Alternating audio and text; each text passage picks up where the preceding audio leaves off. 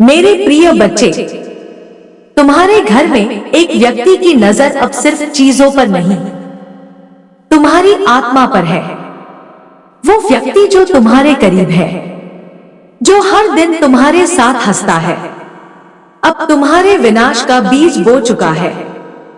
उसकी नजर में तुम्हारी मुस्कान जहर बन चुकी है। तुम्हारा घर उसे काटने को दौड़ता है। तुम्हारी सफलता उसकी रातों की नींद छीन चुकी है। अब वो अकेला नहीं रहा। उसने एक तांत्रिक से संधि कर ली है। श्मशान की राख से मरी हुई आत्माओं के नाम लेकर उसने तुम्हारे लिए तंत्र का जाल बुनना शुरू कर दिया है।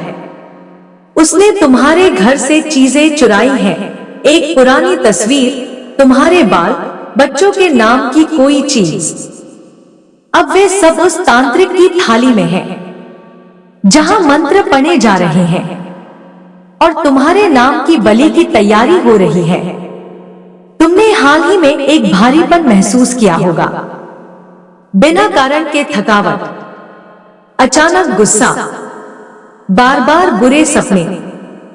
ये कोई भ्रम नहीं है, ये उस काले इरादे की छाया है जो तुम्हारे ही घर से उठी है। एक औरत जो दिन में तुम्हारी चिंता करती है, रात को उसी तांत्रिक से बात करती है। वो तुम्हारे बच्चों से जब हंसकर मिलती है, तब उसकी नजर उनकी सांसों पर होती है, क्योंकि वही उसकी अगली आहुति है।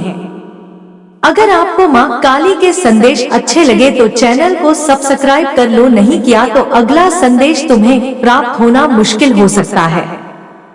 तुम्हारे दरवाजे के बाहर अभी भी वो चीज गड़ी है, एक काले मिट्टी का पात्र, जिसके भीतर है एक लाल धागा, नींबू और एक कागज जिस पर तुम्हारा नाम उल्टा लिखा है।